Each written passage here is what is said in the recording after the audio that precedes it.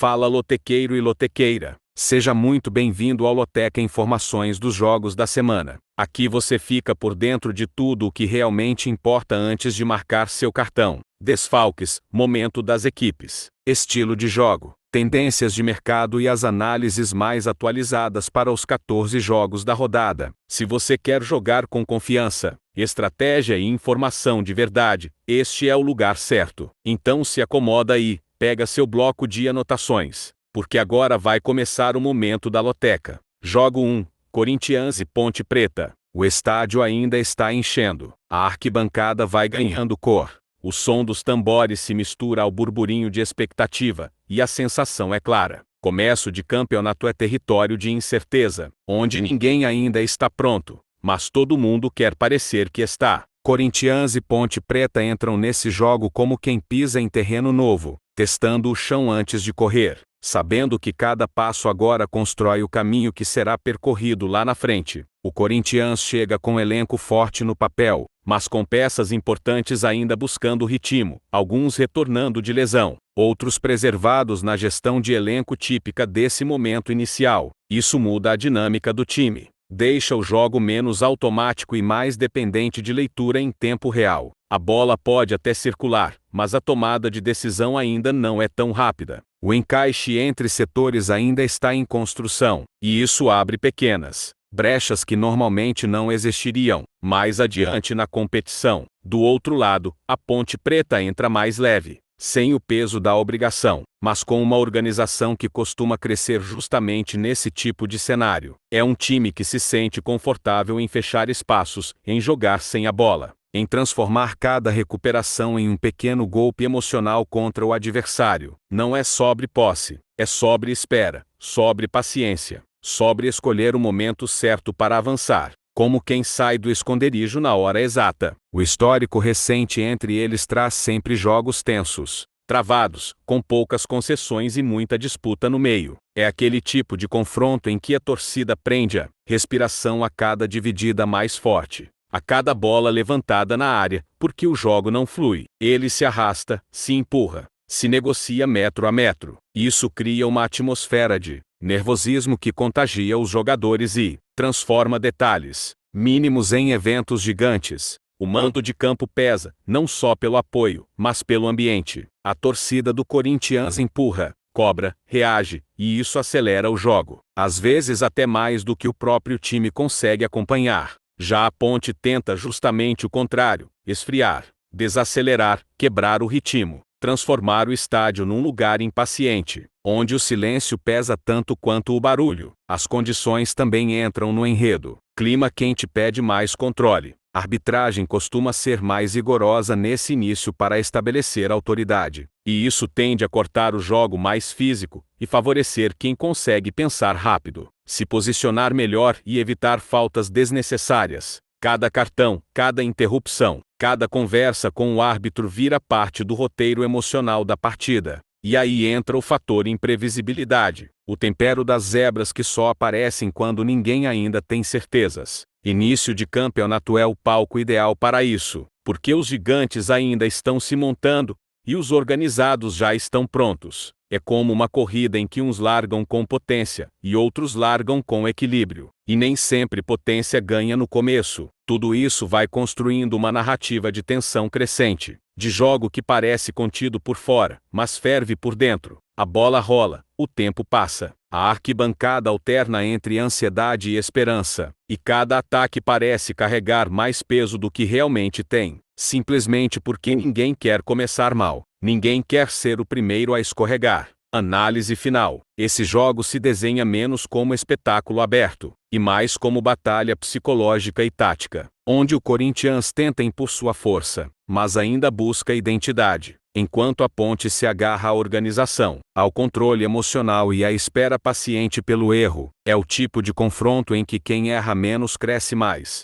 em que o silêncio da arquibancada pode ser tão decisivo quanto o grito, e em que o começo de campeonato mostra sua face mais cruel e mais fascinante ao mesmo tempo. Essa análise foi útil para você? Então se inscreve, ativa o sininho e deixa o like. Jogo 2, Juventude e Ipiranga. O estádio ainda desperta junto com a competição. A arquibancada vai se preenchendo aos poucos. O frio típico da Serra Gaúcha corta o ar e dá ao ambiente um tom quase solene, como se cada torcedor soubesse que esse começo de campeonato não é apenas sobre ganhar ou perder, mas sobre mostrar quem se está disposto a ser ao longo do caminho. Juventude e Ipiranga entram em campo com essa sensação de página em branco, onde cada lance escreve um pouco da história que ainda vai se formar. O Juventude chega com um elenco mais profundo, mas ainda em fase de encaixe, com jogadores que retornaram recentemente e outros que ainda são preservados por gestão física, o que deixa o time um pouco menos automático do que costuma ser. A saída de bola ainda procura ritmo. As conexões entre meio e ataque ainda pedem ajuste fino, e isso transforma a posse em algo menos fluido e mais trabalhado, quase como quem monta uma engrenagem enquanto já está girando. O Ipiranga, por sua vez, vem mais fechado, mais compacto, apostando na repetição de padrões simples e eficientes. É um time que se sente confortável sem a bola, que aceita passar longos períodos defendendo, desde que isso signifique manter controle emocional e organização espacial. Cada desarme vira uma pequena vitória. Cada bola afastada da área vira um alívio coletivo, e essa soma de microeventos vai alimentando a confiança do time ao longo do jogo. O histórico recente entre eles mostra confrontos sempre equilibrados, com poucos espaços, muita disputa no meio e decisões que normalmente nascem mais do erro do que da genialidade. É aquele tipo de jogo em que a bola parece pesada, em que o gramado parece menor, em que cada passe errado ecoa mais alto do que deveria, porque as chances claras são raras e valiosas. O mando de campo pesa não só pelo apoio, mas pelo clima e pela geografia. Jogar na serra, com temperatura mais baixa e ritmo naturalmente mais cadenciado, favorece quem sabe controlar o tempo do jogo. O Juventude tenta acelerar quando pode, empurrado pela torcida, enquanto o Ipiranga tenta congelar o ritmo, quebrar a sequência, transformar o jogo em uma série de pequenas batalhas isoladas. A arbitragem, nesse início, costuma ser mais atenta ao contato físico e às reclamações, o que tende a favorecer quem consegue marcar sem exagero e atacar sem se jogar demais. Isso altera o comportamento dos jogadores, reduz a agressividade nos duelos mais próximos e aumenta a importância do posicionamento e da leitura defensiva. E existe sempre a possibilidade da surpresa, aquela sensação de que o roteiro pode virar a qualquer momento, justamente porque ninguém ainda está no auge, ninguém ainda tem todas as respostas. Início de campeonato é o território natural da zebra. Não porque ela seja frequente, mas porque ela é possível. E essa possibilidade muda completamente a forma como o jogo é vivido dentro e fora de campo. Assim, o jogo vai se construindo como uma narrativa de paciência, de controle emocional, de espera pelo detalhe que pode romper o equilíbrio. A arquibancada alterna entre silêncio atento e explosões breves. Os jogadores sentem o peso de cada decisão, e o tempo parece passar mais devagar, como se o próprio jogo estivesse pedindo cuidado antes de se revelar por completo. Análise final. Esse confronto se desenha como um teste de maturidade para o Juventude e de disciplina para o Ipiranga, onde mais do que talento, valem concentração, organização e capacidade de lidar com a pressão invisível que só existe nos começos. É o tipo de jogo que não grita, ele sussurra. E quem souber ouvir primeiro pode encontrar ali não apenas uma vantagem momentânea, mas um sinal claro do que esse time pode se tornar ao longo da competição. Essa análise foi útil para você? Então se inscreve, ativa o sininho e deixa o like. Jogo 3, Santos e Novo Horizontino. A Vila começa a pulsar antes mesmo da bola rolar. O cheiro de café vindo das ruas próximas se mistura ao som dos primeiros cantos, e há no ar aquela sensação de recomeço que só o início de campeonato consegue criar. É como se cada torcedor estivesse disposto a esquecer o que ficou para trás e acreditar, mais uma vez, que agora vai, que agora é diferente, que agora o time vai caminhar com mais firmeza. O Santos entra nesse jogo carregando expectativa e também responsabilidade. com um elenco que mistura juventude e experiência, mas que ainda busca encaixe depois das primeiras rodadas. Existem desfalques que mexem principalmente na estrutura defensiva e na saída de bola, o que obriga a ajustes finos no posicionamento e torna o time mais dependente de leitura coletiva do que de automatismos. Isso deixa o jogo mais humano, mais sujeito a erros, mas também mais aberto a soluções criativas. O Novo Horizontino chega com menos holofote, mas com uma organização que costuma aparecer justamente quando o adversário está sob pressão. É um time que se sente confortável em baixar linhas, em fechar o centro do campo, em transformar cada avanço do rival em um convite ao erro. Não é sobre abdicar do ataque, é sobre escolher o momento certo para atacar, quase como quem espera a maré baixar para atravessar o rio com segurança. O histórico recente entre eles traz partidas sempre tensas, em que o favorito raramente encontra facilidade e o jogo costuma ser mais amarrado do que o imaginado pela arquibancada. São confrontos em que o gramado parece menor, os espaços se fecham mais rápido, e a paciência vira virtude maior do que a velocidade. O mando de campo pesa muito nesse cenário. A Vila empurra, pressiona, exige, e isso acelera o jogo por fora. Mas às vezes pesa por dentro. O jogador sente que precisa resolver rápido, que precisa ser protagonista. E essa ansiedade pode tanto empurrar para grandes atuações, quanto abrir brechas para erros simples.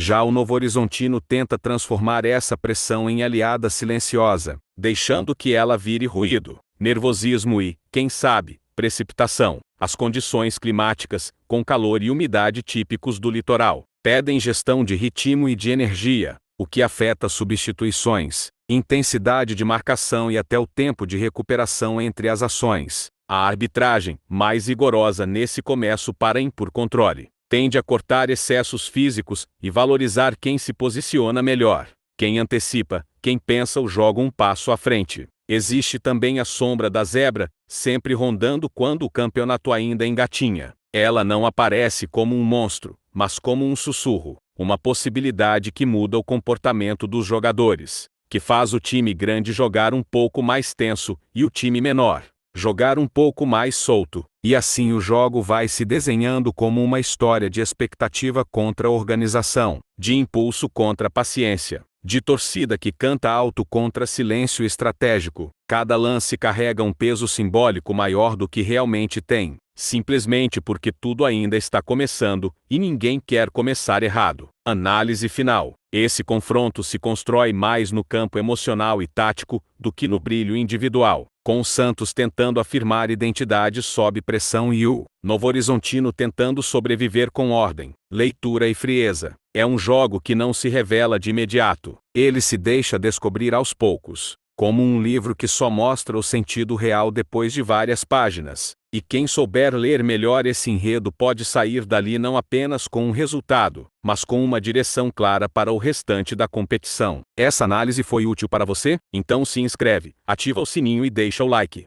Jogo 4, Cruzeiro e Pouso Alegre. O Mineirão vai despertando aos poucos. O azul começa a tomar as arquibancadas. O som das conversas se mistura ao eco dos primeiros cantos e a no ar aquela sensação de recomeço que só o início de campeonato consegue criar. É como se cada torcedor estivesse disposto a virar a página, a olhar para frente, a apostar mais uma vez que agora o caminho será mais firme. O Cruzeiro entra nesse jogo com elenco numeroso e qualificado, mas ainda em processo de ajuste, com peças importantes retornando de lesão, e outras sendo preservadas por controle de carga. Isso afeta principalmente a fluidez do meio para o ataque, que ainda busca sincronia, tempo de passe e ocupação de espaços. O time tem volume, mas ainda constrói mais do que finaliza, como quem desenha antes de pintar. O Pouso Alegre chega mais leve, sem o peso da cobrança externa, mas com uma organização que costuma crescer em cenários assim. É um time que se sente confortável em defender em bloco médio,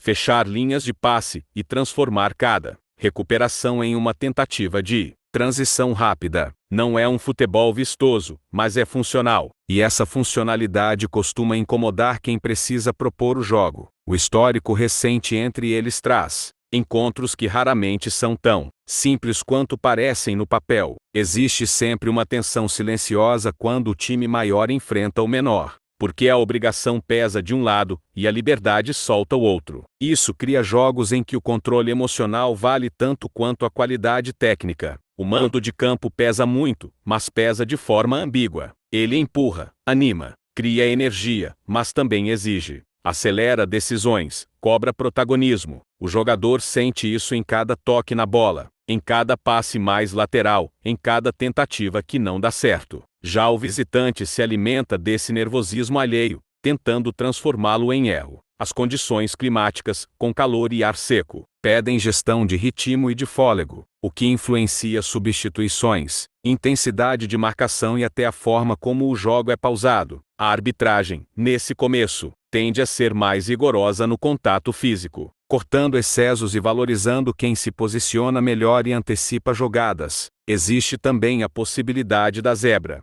não como promessa, mas como sombra constante. Ela não aparece de repente, ela se insinua nos detalhes, nos erros pequenos, nas decisões apressadas. E por isso muda a forma como o jogo é vivido, especialmente para quem carrega o peso do favoritismo. Assim, o jogo vai se construindo como um exercício de paciência contra resistência, de iniciativa contra disciplina, de expectativa contra frieza. A arquibancada alterna entre canto e silêncio. Os jogadores sentem o peso simbólico de cada lance, e o tempo parece correr em um ritmo próprio, mais lento, mais denso. Análise final. Esse confronto se desenha como um teste de maturidade para o Cruzeiro e de organização para o Pouso Alegre, onde mais do que talento individual, valem controle emocional, leitura coletiva e capacidade de lidar com a pressão invisível do começo. É um jogo que ensina mais do que mostra, que revela mais sobre o futuro do que sobre o presente, e que transforma cada detalhe em um pequeno espelho do que cada time pode vir a ser ao longo da competição. Essa análise foi útil para você? Então se inscreve, ativa o sininho e deixa o like. Jogo 5, Portuguesa e Palmeiras. O estádio vai ganhando vida aos poucos. O som das arquibancadas ainda se organiza, mas já existe no ar aquela mistura de curiosidade e expectativa que só o início de campeonato produz. É o momento em que ninguém sabe exatamente onde pisa, mas todo mundo quer pisar firme. E isso transforma cada lance em algo maior do que ele realmente é. O Porto Sport entra nesse jogo com a energia de quem quer se medir contra um gigante, com elenco mais curto, mas emocionalmente mais leve, disposto a correr, disputar e transformar cada minuto em uma oportunidade de se afirmar. A organização defensiva costuma ser o alicerce, linhas mais baixas, compactação no centro e aposta em transições rápidas, quando o adversário se expõe. O Palmeiras chega com elenco profundo, mas também com gestão clara de carga, rodando peças, preservando nomes e buscando encaixes finos nesse começo. Isso afeta o ritmo coletivo, que ainda não é automático, e torna o time mais dependente de leitura e adaptação do que de repetição de padrões. A bola circula, mas ainda busca aquela aceleração natural que só vem com o tempo. O histórico entre eles, quando existe, costuma ser marcado por essa tensão típica de grande contra menor, em que o jogo raramente é tão simples quanto o papel sugere. O time menor cresce emocionalmente, o maior sente o peso da obrigação, e isso cria partidas mais travadas, mais disputadas, mais carregadas de significado. O mando de campo, mesmo que não seja de um grande palco, pesa pelo ambiente mais próximo, mais fechado, onde o torcedor está colado no gramado e transforma cada dividida em um evento sonoro. Isso empurra o Porto Sport emocionalmente e coloca o Palmeiras em um cenário menos confortável, menos previsível do que o habitual. As condições climáticas, com calor e umidade, pedem gestão de ritmo e de energia, e isso influencia substituições, intensidade de marcação e até a forma como o jogo é quebrado em pequenas pausas. A arbitragem, mais rigorosa no começo da competição, tende a cortar excessos e valorizar posicionamento e antecipação. Existe também a sombra da zebra, sempre mais presente nesses jogos iniciais, porque o favorito ainda não está em sua forma plena e o azarão ainda não carrega frustrações. Isso muda a postura, solta o menor, tensiona o maior. e faz com que o jogo seja vivido em uma camada emocional mais densa. Assim, a partida vai se desenhando como uma história de tentativa contra controle, de ímpeto contra método, de sonho contra obrigação. Cada ataque parece maior do que é, cada erro parece mais pesado do que deveria, e o tempo corre em um ritmo que parece não obedecer ao relógio. Análise final. Esse confronto se constrói como um teste de paciência para o Palmeiras e de coragem, organizada para o Porto Esporte, onde mais do que técnica, valem leitura, maturidade e capacidade de lidar com a pressão invisível do começo. É um jogo que ensina mais do que entrega, que revela mais do que promete, e que transforma cada detalhe em um pequeno sinal do que cada time pode se tornar ao longo da competição. Essa análise foi útil para você? Então se inscreve, ativa o sininho e deixa o like. Jogo 6, Avenida e Grêmio. O estádio ainda vai se acomodando. O verde das arquibancadas se mistura ao azul que chega em ondas, e há no ar aquela tensão leve de quem sabe que algo importante está prestes a começar, mesmo que ainda seja só o começo do campeonato. É o tipo de tarde em que o jogo parece maior do que ele é, simplesmente porque tudo ainda está em aberto. O Avenida entra nesse jogo com a postura de quem precisa transformar organização em arma. O elenco é mais curto. Existem desfalques que reduzem opções principalmente no setor ofensivo, e isso empurra o time para uma proposta mais cautelosa, com linhas baixas, compactação e muita disciplina posicional. Cada erro do adversário é visto como chance rara, quase preciosa. O Grêmio chega com elenco mais profundo, mas também em fase de rotação e ajuste, com peças importantes sendo preservadas e outras buscando ritmo. Isso deixa o time um pouco menos automático, especialmente na transição do meio para o ataque, onde a sincronia ainda está em construção. A bola circula bastante, mas ainda procura aquela aceleração natural que só o tempo traz. O histórico entre eles, quando se encontram nesse tipo de contexto, costuma ser marcado por jogos em que o controle territorial do Grêmio encontra a resistência emocional do adversário menor. Isso cria partidas mais travadas, em que o placar raramente reflete a diferença de investimento, mas sim a diferença de paciência. O mando de campo pesa pelo ambiente mais fechado, pelo torcedor próximo do gramado, pela sensação de pressão constante em cada dividida. Isso empurra o Avenida emocionalmente e tira o Grêmio do conforto habitual de grandes estádios, colocando o time em um cenário mais físico, mais direto, mais imprevisível. As condições climáticas, com possibilidade de calor e vento, pedem ajustes no jogo aéreo, na intensidade da marcação e até na escolha de quando acelerar. A arbitragem, mais rigorosa nesse início, tende a cortar excessos físicos, o que muda a forma como os duelos são disputados e valoriza posicionamento e antecipação. Existe também a sombra da zebra, sempre mais presente quando o campeonato ainda engatinha. Ela não aparece como promessa, mas como possibilidade silenciosa, e só o fato de existir já muda a forma como os jogadores se comportam, especialmente quem carrega o peso do favoritismo. Assim, o jogo vai se desenhando como uma história de tentativa contra resistência, de método contra sobrevivência, de controle contra entrega. A arquibancada alterna entre canto e silêncio. Cada lance parece carregar mais peso do que deveria, e o tempo corre em um ritmo próprio, mais denso, mais lento. Análise final. Esse confronto se constrói como um teste de maturidade para o Grêmio e de disciplina para o Avenida, onde mais do que técnica, valem leitura, paciência e capacidade de lidar com a pressão invisível do começo. É um jogo que revela mais do que mostra, que ensina mais do que entrega,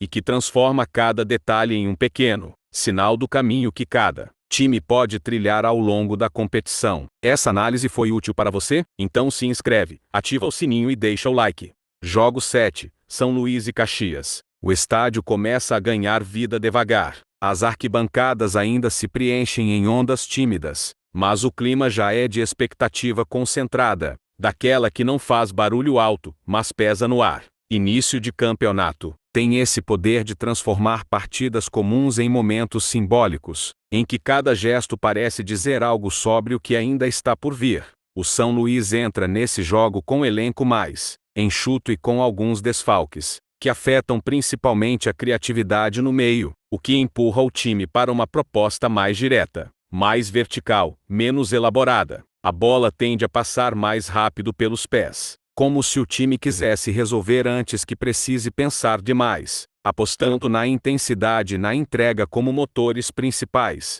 O Caxias chega com um grupo mais equilibrado, mas também em fase de ajuste, com jogadores buscando ritmo e entrosamento. Isso deixa o time funcional, mas ainda não totalmente fluido, especialmente na construção pelo centro, onde os movimentos ainda parecem ensaiados demais e espontâneos de menos. O histórico entre eles costuma trazer confrontos marcados por muito contato, por disputas fortes no meio e por poucos espaços para criatividade. São jogos em que o gramado parece menor, o tempo parece mais curto e o erro parece mais caro, porque as chances reais não surgem com facilidade. O mando de campo pesa pelo ambiente próximo, pelo torcedor que cobra, incentiva e reage a cada dividida. Isso empurra o São Luís emocionalmente, mas também aumenta a pressão interna, enquanto o Caxias tenta se aproveitar desse excesso de energia para esfriar o jogo e trazer o ritmo para um terreno mais confortável. As condições climáticas, com calor durante o dia e queda de temperatura ao entardecer,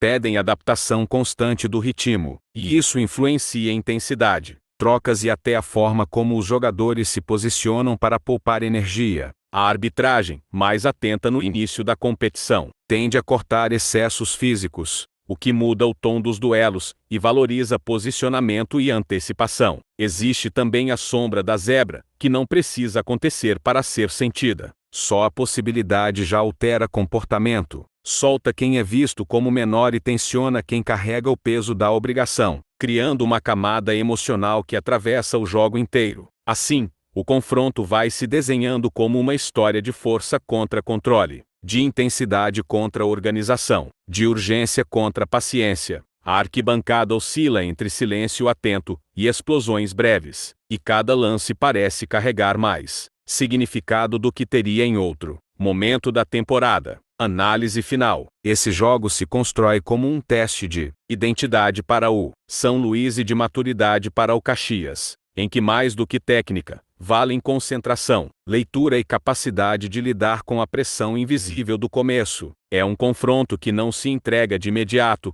ele se revela aos poucos, e nesse processo acaba dizendo muito mais sobre o futuro dos times do que sobre o presente. Essa análise foi útil para você? Então se inscreve, ativa o sininho e deixa o like.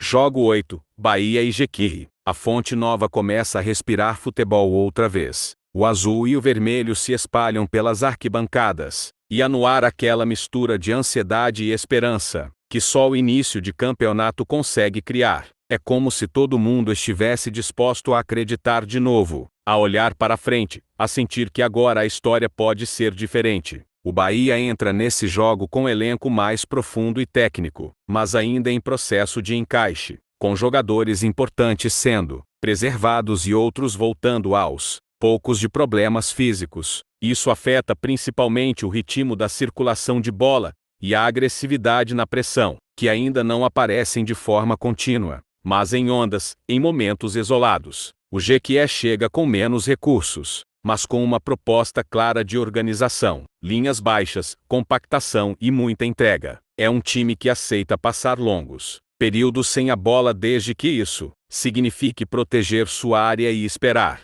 pelo erro do adversário. Cada desarme vira combustível emocional, cada bola afastada vira uma pequena vitória coletiva. O histórico entre eles, quando existe, costuma mostrar esse contraste entre iniciativa e resistência, em que o jogo raramente é aberto e raramente é tranquilo para quem precisa propor. São confrontos em que a paciência vale mais do que a pressa e em que o controle emocional pesa tanto quanto a qualidade técnica. O mando de campo pesa pelo apoio massivo, pelo som constante, pela cobrança que nunca dorme. Isso empurra o Bahia para frente, mas também acelera decisões, cria ansiedade, aumenta a sensação de que é preciso resolver logo. Já o Jequié tenta transformar essa pressão em aliada silenciosa, deixando que ela vire ruído e precipitação do outro lado. As condições climáticas, com calor e umidade, pedem gestão de energia, o que influencia a intensidade. substituições e até a forma como o jogo é pausado. A arbitragem, mais rigorosa no começo da competição, tende a cortar excessos físicos e valorizar quem se posiciona melhor e antecipa jogadas.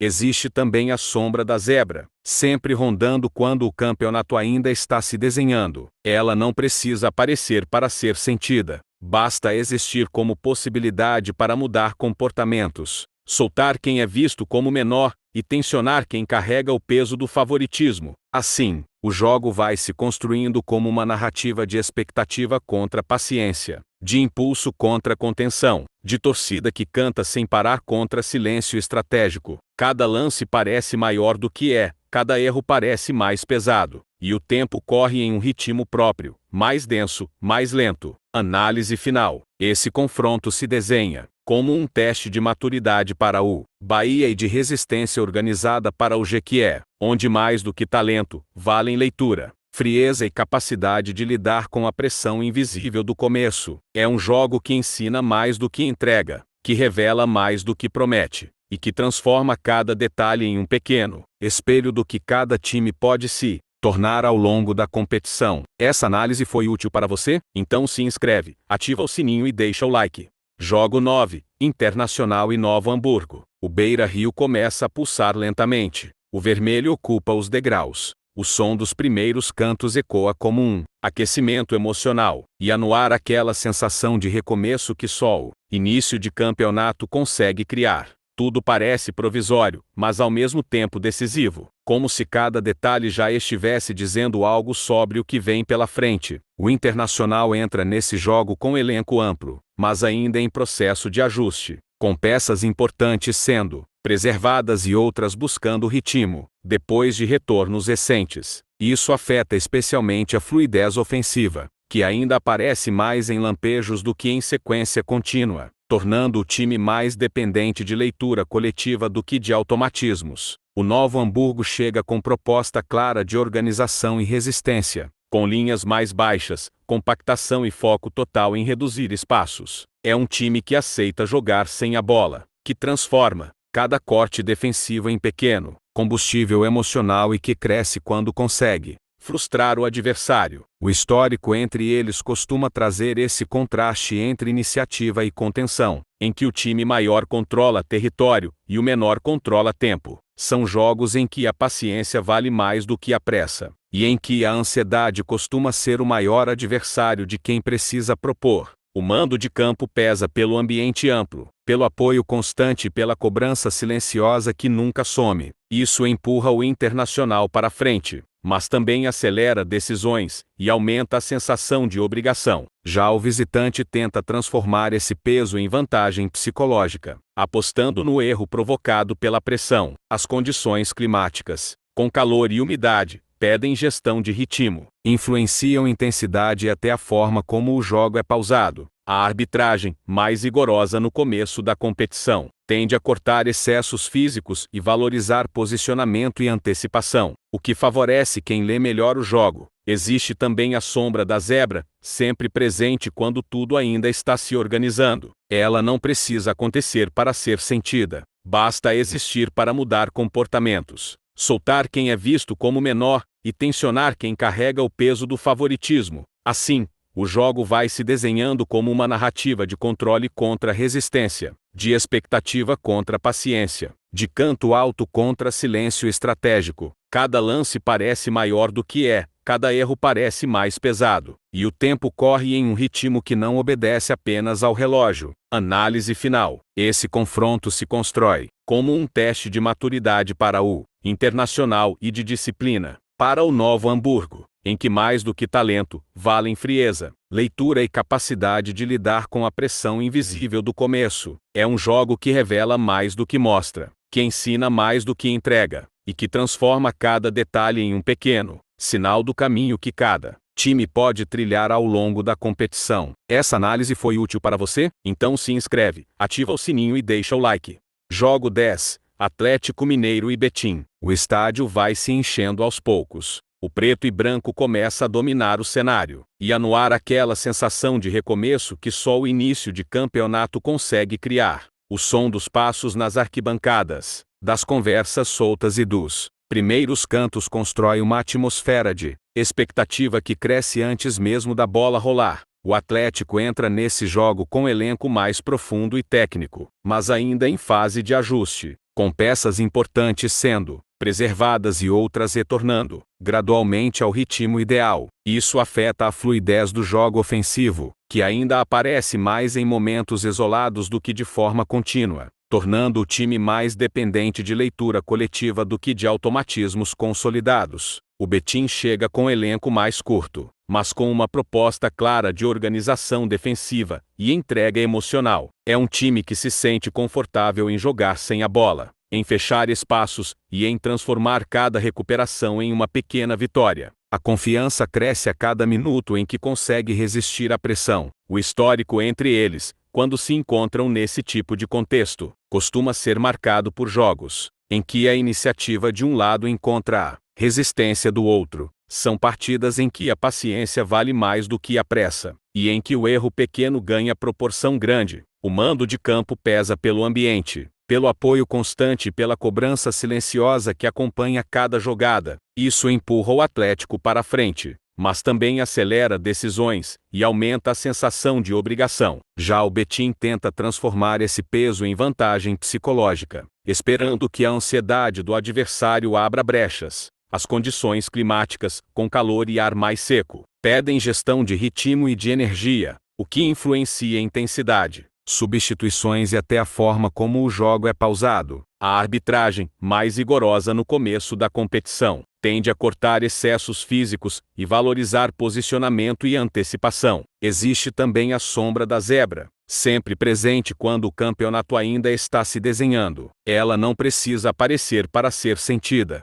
Basta existir para mudar comportamentos, soltar quem é visto como menor e tensionar quem carrega o peso do favoritismo. Assim, o jogo vai se construindo como uma narrativa de controle contra resistência, de expectativa contra paciência, de canto alto contra silêncio estratégico. Cada lance parece maior do que é, cada erro parece mais pesado, e o tempo corre em um ritmo próprio. Análise final. Esse confronto se constrói como um teste de maturidade para o Atlético e de disciplina para o Betim, em que mais do que talento, valem frieza, leitura e capacidade de lidar com a pressão invisível do começo. É um jogo que revela mais do que mostra, que ensina mais do que entrega, e que transforma cada detalhe em um pequeno sinal do caminho que cada time pode trilhar ao longo da competição. Essa análise foi útil para você? Então se inscreve, ativa o sininho e deixa o like.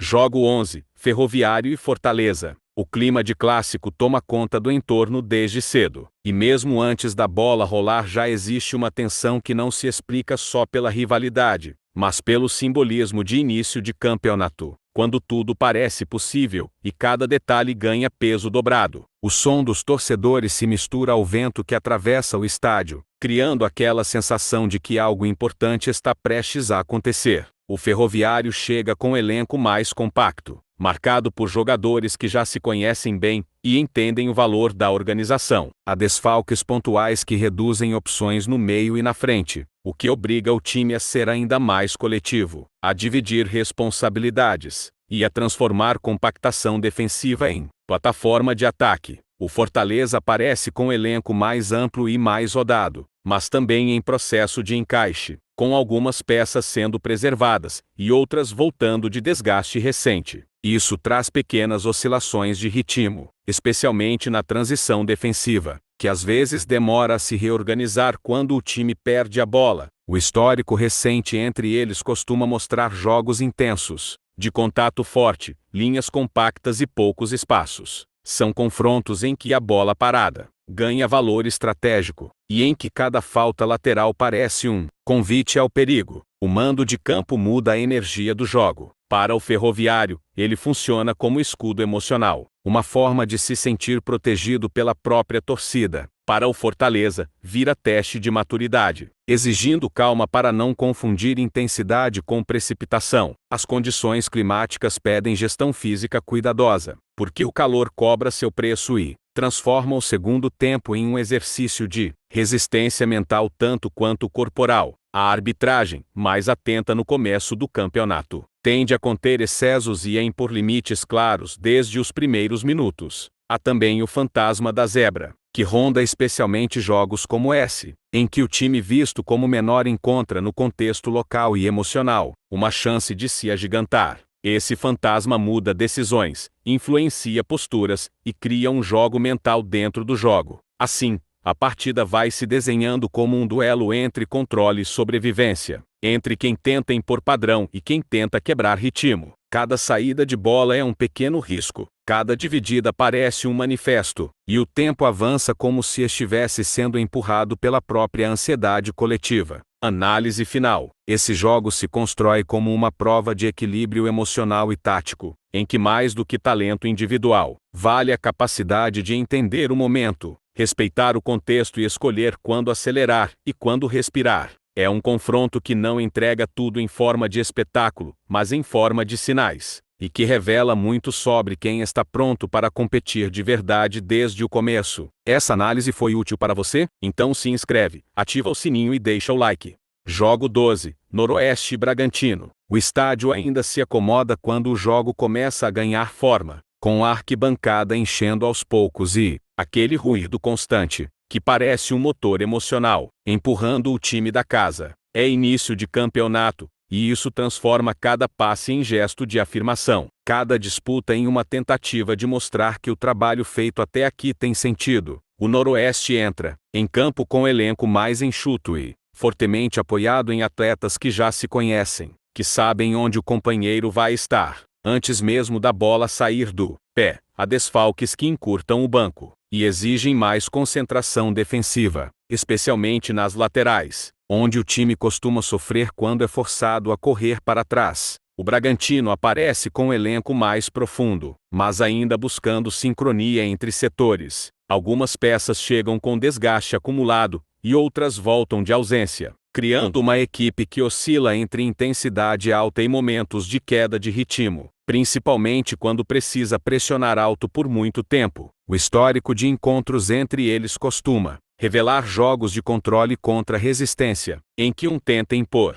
posse e circulação e o outro responde com linhas mais baixas e ataques diretos. É aquele tipo de duelo em que o volume nem sempre se converte em perigo real, e a eficiência costuma valer mais do que o brilho. O mando de campo pesa como um cobertor quente sobre os ombros do Noroeste, dando segurança para arriscar um pouco mais e respirar quando a pressão aperta. Para o visitante, o ambiente vira teste de paciência, pedindo maturidade para não acelerar demais e se expor a contra-ataques. As condições climáticas ajudam a tornar o jogo mais cadenciado, com pausas naturais que quebram o ritmo e exigem leitura constante do cansaço alheio. A arbitragem tende a ser firme nesse começo de competição, tentando evitar que a intensidade vire descontrole e estabelecendo logo os limites do contato. Existe também a sombra permanente da zebra, que nesses contextos iniciais cresce como sussurro no ouvido de todos. O time menor sente que pode surpreender, o maior sente que não pode errar. E essa assimetria emocional cria um campo invisível que influencia decisões e comportamentos. Tudo isso faz com que o jogo se construa como um xadrez em movimento, com peças que avançam e recuam, com momentos de silêncio tenso e outros de explosão repentina, como se a partida respirasse junto com a torcida. Análise final. Esse confronto se apresenta como um teste de maturidade coletiva, em que organização, leitura de contexto e controle emocional valem tanto quanto talento técnico. É um jogo que não se decide apenas nos pés, mas também na cabeça, e que revela muito mais do que o placar costuma mostrar sobre quem está realmente pronto para competir. Essa análise foi útil para você? Então se inscreve, ativa o sininho e deixa o like.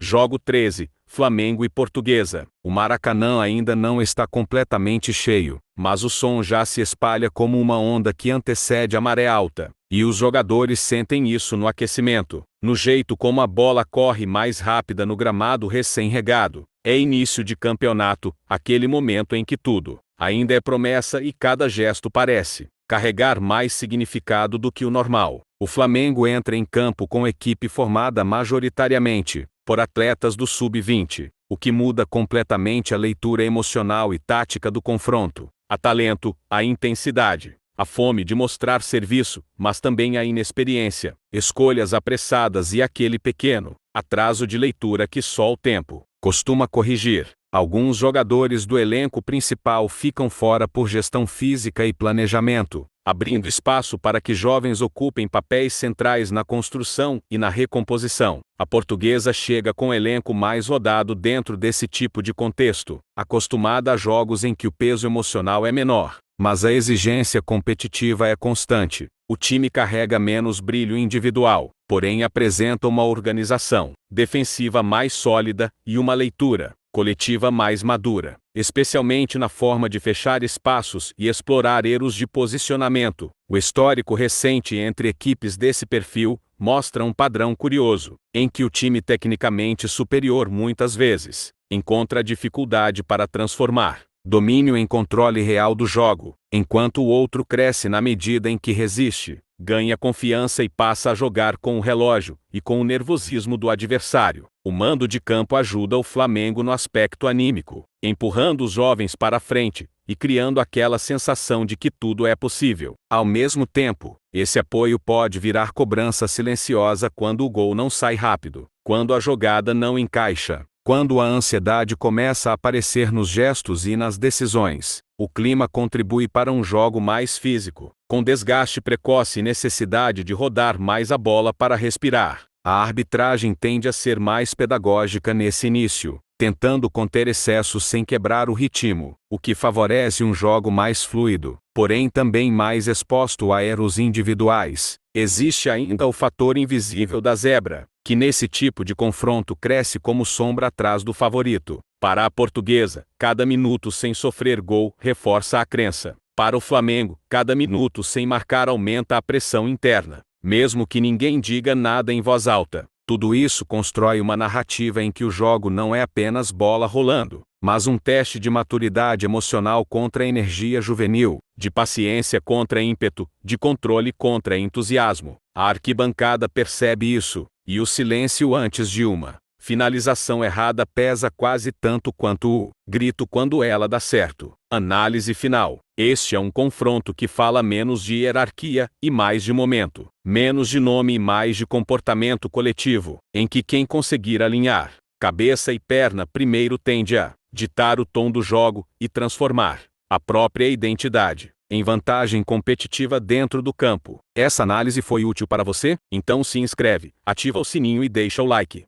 Jogo 14, Mirassol e São Paulo. O estádio começa a ganhar vida ainda no aquecimento, com a torcida local transformando cada toque na bola em um recado claro de que o mando de campo não é apenas geográfico, é emocional. O Mirassol sente isso como combustível, como se cada passada no gramado carregasse também a responsabilidade de representar uma cidade inteira contra um adversário de camisa mais pesada. O São Paulo chega com um elenco mais profundo, mas com desfalques pontuais que obrigam a mudanças na estrutura habitual, especialmente no setor de criação e na proteção da defesa. Isso tira um pouco da fluidez do jogo posicional e exige mais leitura individual dos jogadores que entram, muitos deles ainda em processo de afirmação dentro do próprio grupo. Nos confrontos diretos mais recentes, o padrão tem sido de jogos mais travados do que o imaginário coletivo costuma esperar, com poucas concessões de espaço e muito duelo físico no meio de campo. O Mirassol costuma competir bem nesses contextos, encurtando linhas e forçando o adversário a circular a bola por fora, onde o risco é menor e o tempo de decisão é maior. A forma recente mostra um Mirassol mais intenso nos primeiros movimentos do jogo, tentando criar vantagem emocional cedo, enquanto o São Paulo normalmente cresce conforme o jogo amadurece, quando a posse começa a se transformar em controle e o adversário passa a correr mais atrás da bola do que com ela. O clima mais quente exige gestão de ritmo, e isso pesa mais para quem quer pressionar alto o tempo todo. O São Paulo, por ter mais peças no banco, consegue ajustar melhor essa dinâmica ao longo do jogo, enquanto o Mirassol precisa ser mais seletivo sobre quando acelerar e quando respirar. A arbitragem tende a deixar o jogo correr, o que favorece duelos e transições rápidas, mas também aumenta o risco de erros em bolas paradas e disputas aéreas. Sempre momentos em que um detalhe muda completamente a narrativa do jogo. Há também o fator simbólico, o prazer silencioso de derrubar um gigante em casa, que costuma empurrar o time menor alguns metros à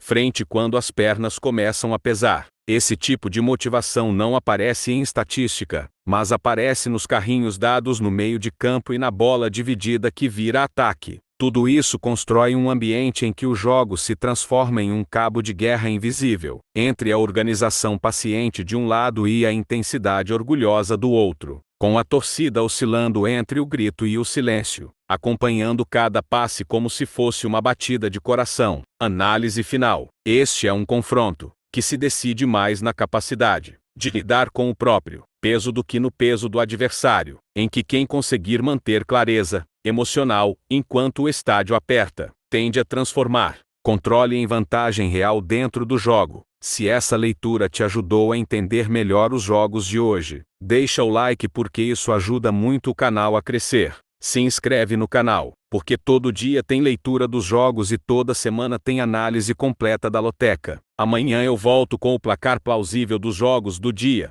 então passa aqui de novo. Menos palpite, mais leitura de jogo. Valeu!